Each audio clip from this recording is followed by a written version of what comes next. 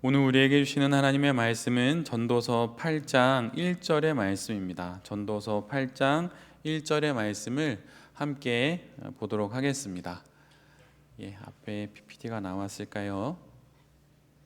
나왔군요. 그럼 함께 한 목소리로 읽도록 하겠습니다. 함께 봅니다. 시작. 누가 지혜자와 같으며 누가 사물의 이치를 아는 자이냐? 사람의 지혜는 그의 얼굴에 광채가 나게 하나니 그의 얼굴에 사나운 것이 변하느니라. 아멘. 제가 한번 다시 읽어드리겠습니다. 누가 지혜자와 같으며 누가 사물의 이치를 아는 자이냐?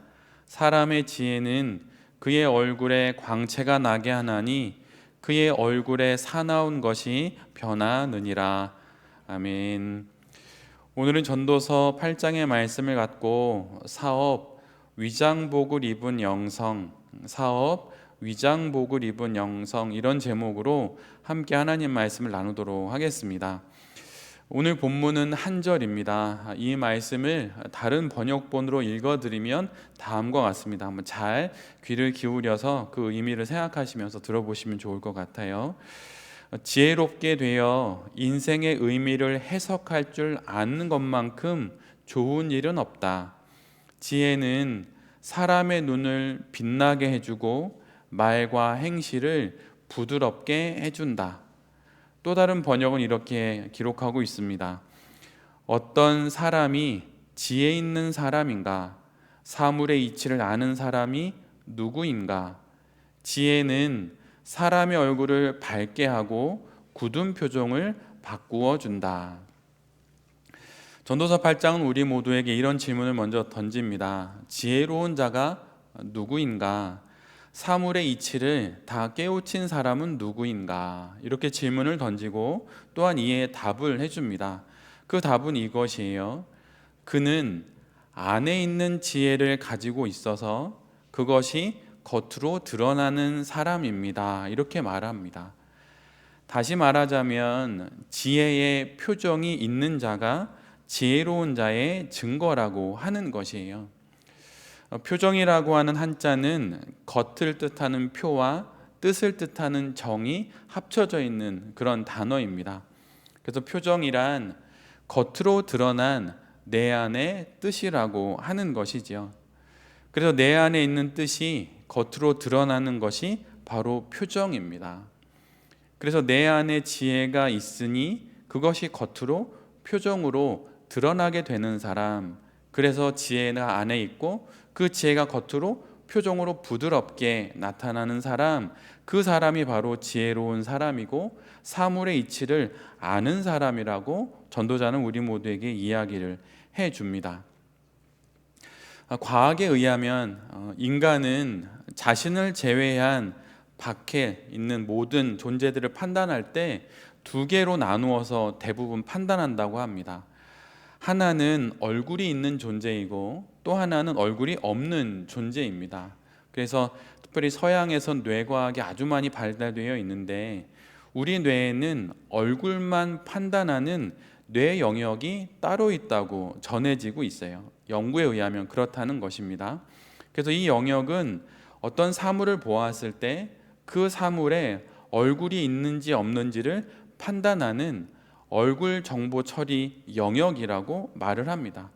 그래서 그 영역으로 눈과 특별히 입만 본다고 해요.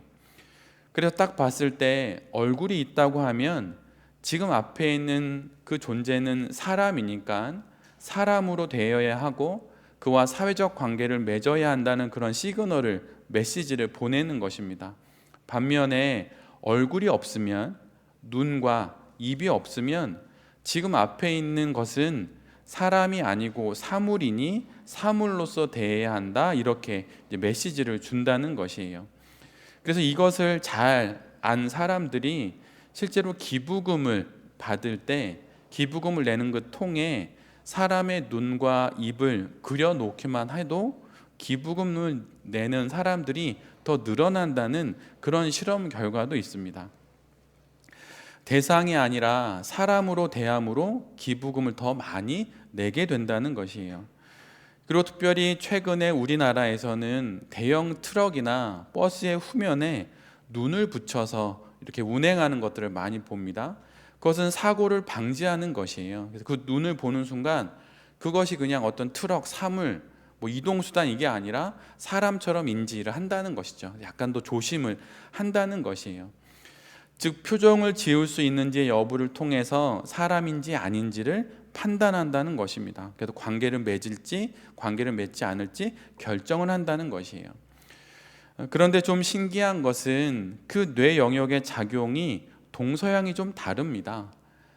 동양인은 주로 눈을 보고 사람이구나 사물이구나를 판단하는데 서양인들은 주로 입을 본다고 합니다.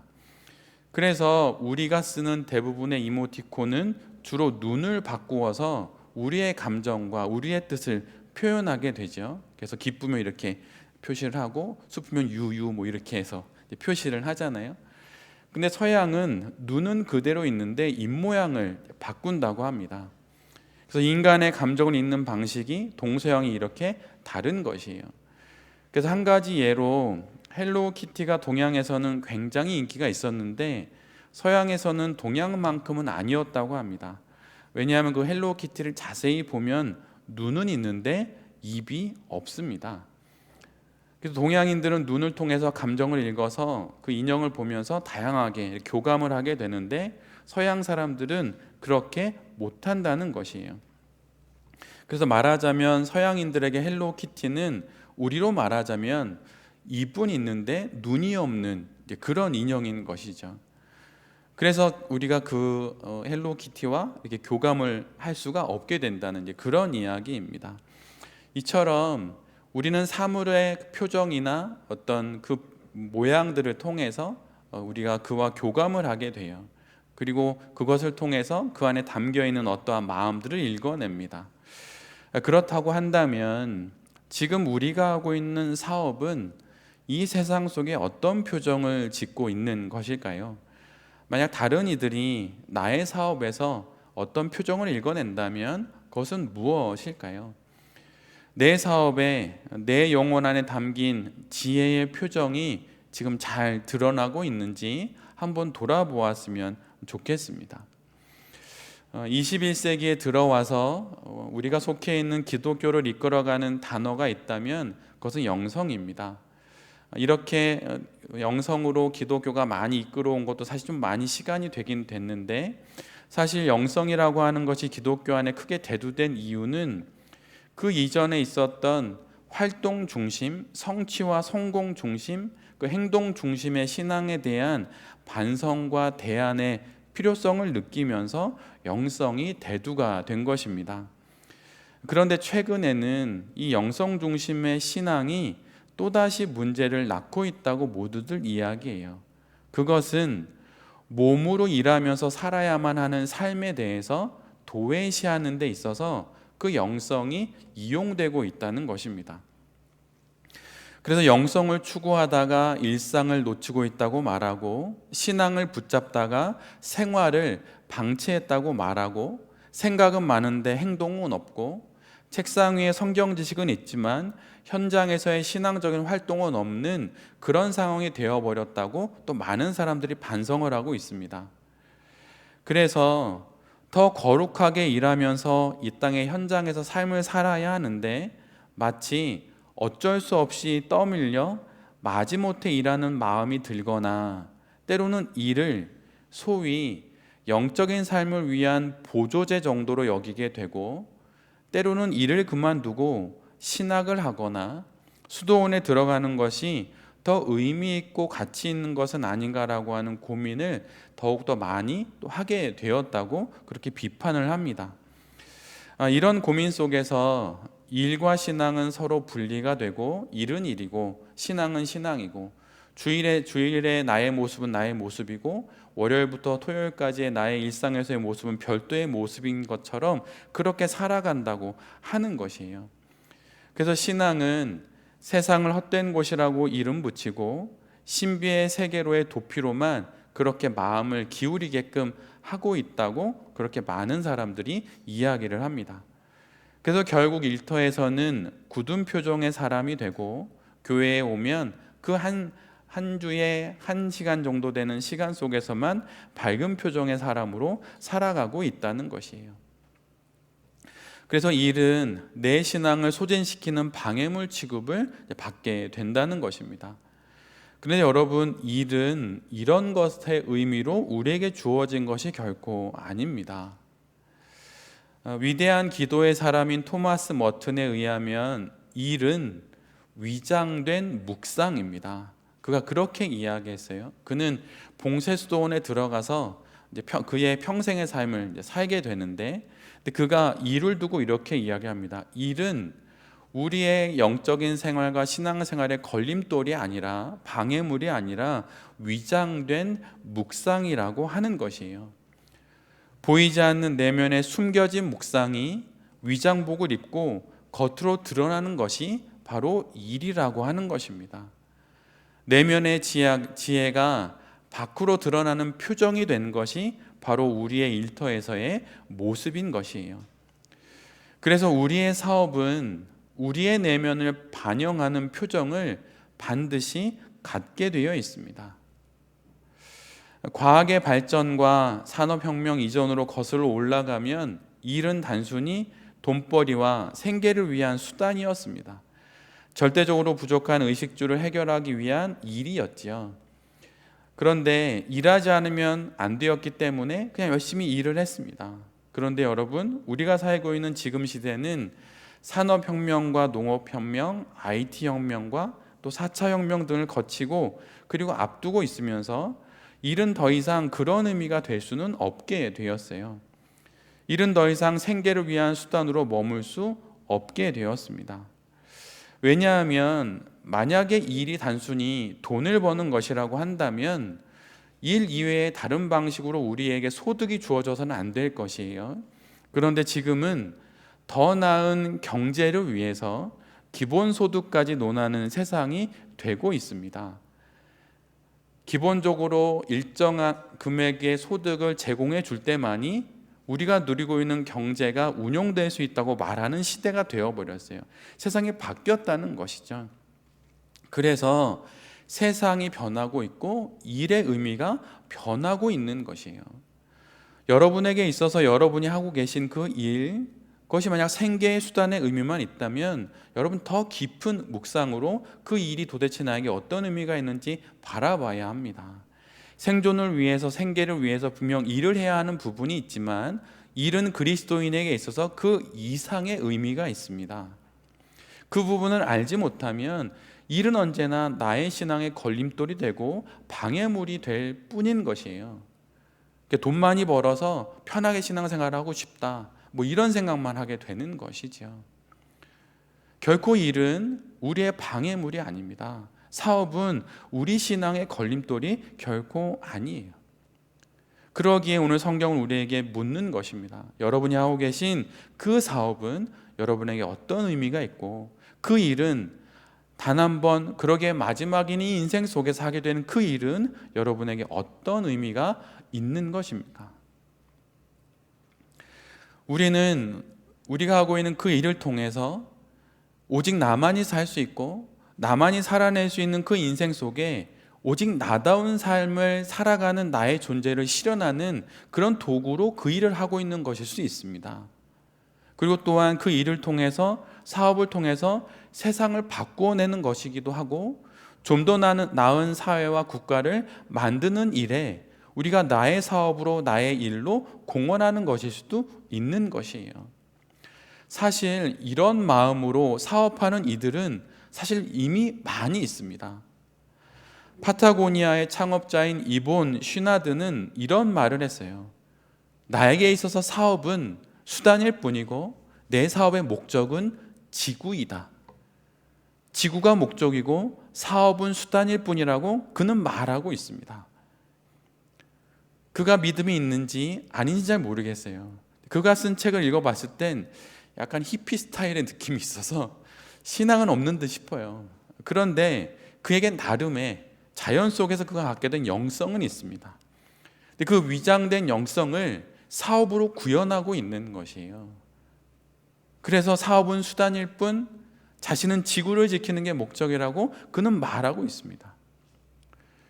하물며 그리스도를 모르는 사람처럼 보이는 그도 사업을 목적과 수단으로 여기면서 더 큰 가치를 위해 이 땅의 삶을 살아가는데, 우리는 이미 더 큰 가치를 안다고 말하면서 만약 나의 사업을 이러한 사람의 안목으로조차 보지 못한다면 다시 한번 우리의 일과 사업을 다른 안목으로 볼 필요가 우리 모두에게 있는 것입니다.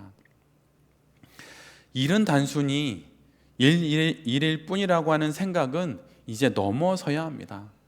일은 나의 신앙과 연결되어 있고 또한 세상과 깊이 연관되어 있는 거룩한 수단이요, 거룩한 신앙의 여정이라고 하는 것을 우리 모두가 받아들여야 하는 것이에요. 이런 상황에서 성도가 해야 할 것은 신앙과 일을 연결시키는 것입니다. 여러분, 예수님의 그 복음서에 기록된 그분의 일상을 잘 들여다보십시오. 예수님은 광야에서 시험을 거치신 이후에 가장 깊은 영적인 세계를 경험하신 이후에 활동적인 삶의 현장으로 나오십니다. 그래서 매일의 삶 속에서 아침 저녁으로 묵상의 시간을 가지셨지만 일상 속으로 들어오셔서 수많은 요구에 응답하시면서 가장 활동적인 삶의 모습으로 그분의 삶을 살아내셨어요.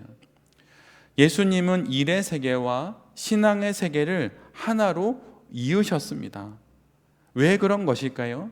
그것은 예수님에게 있어서 일의 세계와 신앙의 세계는, 그 두 세계는 하나님 나라라는 한 세계 안에 있는 두 세계이기 때문인 것이에요.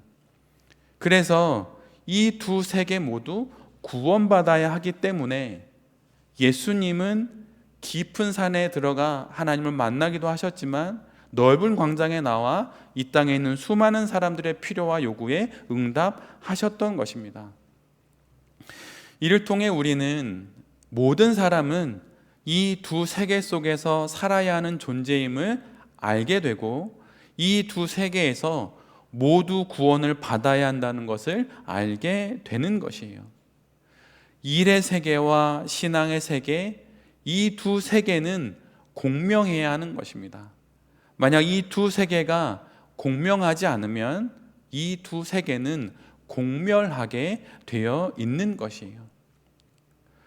어느 한 세계에 무게중심이 쏠리면 둘 다 무너집니다. 그게 일의 세계가 되었든 신앙의 세계가 되었든 어느 한쪽으로 그 균형의 추가 쏠리면 둘 다 무너집니다. 그러나 이 말은 두 세계에 적당히 양다리를 거치라는 그런 말은 결코 아닙니다. 저 하늘에 나는 새가 모두 다 좌우에 두 날개로 날듯이 이 두 세계를 딛고 두 발로 걸을 때 우리는 예수 그리스도처럼 두 세계가 곧 하나의 세계, 즉 하나님의 나라임을 알게 된다는 것입니다.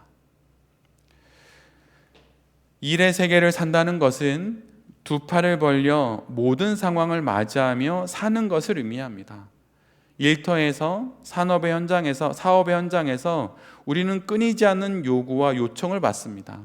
그리고 여러 돈에 관련된 일들로 인하여서 공격을 받고 도전 앞에 서게 됩니다. 그 모든 것에 내 자신을 그대로 노출시키겠다고 하는 그 말이 일의 세계에 뛰어든다는 의미인 것이에요. 그래서 모험을 하는 것이죠. 예수님이 유대 공동체 안에, 즉 그 사회 속으로 들어가서 가난한 이이든 불가촉 천민이든 몸을 파는 여인이든 어린아이이든 병든 자이든 모든 이들의 요청을 받으시고 또한 수많은 종교 지도자들의 공격을 받으셨듯이 그렇게 일의 현장에 들어가서 우리도 그렇게 수시로 수많은 요구와 필요와 공격을 받는 것이에요. 그것을 허용하고 인정하고 그 안에 들어가는 것입니다. 안락함을 꿈꿀 수 없는 것이에요. 여러분, 인생을 망치는 길이 있습니다. 그것은 일해야 할 때 안식하고 싶고 안식해야 할 때 일하는 것이에요. 여러분, 낮은 일하는 시간이고 밤은 안식의 시간입니다. 낮은 어떻게라고 하는 대답에 질문에 끝없이 대답하는 것이에요. 저녁은 왜라고 하는 질문에 끊임없이 대답하는 것입니다. 그런데 이 낮의 시간에 어떻게든 해법을 찾아야 하는 그 시간에 내가 이 일을 왜 했지, 이 사업을 왜 했지라고 물어보면 여러분 망하는 것이에요. 그 두 가지의 질문의 순서를 바꿨을 뿐이라고 여기지만 인생을 망치는 것입니다. 일의 세계에 들어왔으면 수많은 요청과 수많은 요구와 수많은 필요에 끊임없이 응답하는 것입니다. 그것이 거룩한 것이에요. 어떻게든 그 문제를 해결하는 것이 거룩한 것입니다. 반면에 신앙의 세계에 산다는 것은 전적으로 하나님을 신뢰하고 모든 것을 포기하는 삶을 산다는 것이에요. 욕망을 버리고 내가 원하는 결과를 얻고자 하는 그 수많은 의도를 내려놓고 절제하면서 신비의 세계 안에 자신을 노출하고 하나님께서 모든 것을 이루실 것을 인정하는 것입니다.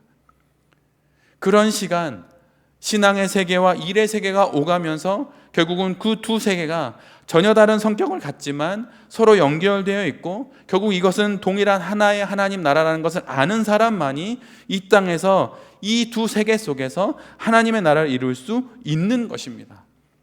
그러기에 여러분이 하고 있는 그 사업은 거룩한 것이고 그 일 속에서 여러분이 감당하는 그 모든 일들은 하나님의 일이 되는 것이에요. 여러분은 사실 특별한 부르심을 받은 것입니다. 특별한 소명과 사명을 받은 사람들이에요. 파커 팔머라고 하는 모든 교사의 교사인 그가 이 땅의 사람들을 두 부류로 나눴습니다. 한 부류는 행동의 세계로 부름받은 사람이고 또 한 부류는 수도원의 생활로 부름받은 사람입니다. 그러나 이들 모두는 앞에서 말한 것처럼 동일한 하나의 세계, 큰 하나의 세계, 하나님의 나라에 있는 사람들이죠. 하나님 나라라고 하는 그 하나의 세계 속에서 베이스만 다를 뿐이라고 하는 것이에요. 야구에서 누구는 1루수가 되어서 1루 베이스에 있으면서 야구라고 하는 전체 경기에 참여하고 누구는 외야수라고 하는 그 자리에서 그곳에서 야구 전체에 참여하듯이 우리 각자는 다른 사업의 모양으로 그 사업을 베이스로 그렇게 이 땅의 삶 가운데 하나님의 세계에 참여하는 것입니다. 행동하는 세계로 부름받은 사람들이 바로 여러분이라고 하는 것이에요. 여러분 혹시 사업이 너무 힘들어서 목회자가 되고 싶은 마음이 불쑥불쑥 일어나십니까? 여러분 유혹입니다. 여러분 유혹이에요. 거룩함으로 치장한 유혹입니다. 여러분은 행동하는 것으로 이 땅을 거룩하게 만드는 그 부르심을 받은 사람들입니다. 반면에 저 같은 사람은 말하자면 여러분과 비교하여서 수도원 생활로 부름받은 사람들이에요. 그래서 목회라고 하는 베이스로 하나님의 나라에 참여하는 그런 역할을 감당한 사람인 것이에요. 그래서 여러분은 사업을 통해 하나님께 더 가까이 나아가는 것이고 저는 목회를 통해 하나님께 더 나아감으로 말미암아 이 나라를 하나님 나라 되게 하는 것입니다. 즉 여기 계신 모든 대표님들은 행동의 세계로 부름받아 사업으로 직장 생활로 예배하는 사람들이라고 하는 것입니다. 사실 저는 일반적인 목회자와는 다른 목회를 하고 있습니다. 아마 저처럼 목회하는 사람은 많지 않을 것이에요. 근데 제가 이 자리에 있는 이유가 무엇입니까? 사실 이 자리는 오직 저만이 올 수 있는 자리예요. 저의 지나온 20대 후반부터 지금까지의 삶의 영역 가운데 제가 살아온 삶의 모든 여정이 이 자리에 딱 맞는 사람입니다. 모든 목회의 자리가 귀하지만 이 베이직 랩과 제이드 사공구 돌베개 교회라고 하는 이 여러 가지가 중첩되어 있는 목회 현장은 오직 저와 같은 삶의 여정을 걸어온 사람에게만 허용되는 자리이고 저만 맡을 수 있는 자리인 것이에요. 그냥 신학교를 나오고 그냥 교회 안에서 평범하게 자랐으면 그분에게는 다른 목회의 자리가 더 어울릴 수 있는 것입니다. 저는 그렇게 하나님의 세계에 부름받아 목회로 이 땅 가운데 예배하는 그런 사람으로 이곳에 있는 것이지요.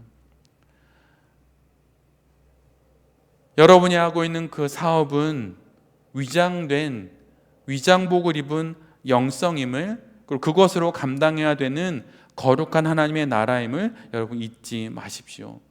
힘들 수 있습니다. 어려울 수 있습니다. 막막할 수 있습니다. 그러나 그것이 여러분을 수도원의 생활로 부름받는 그런 요청의 이야기가 아니라는 것이에요.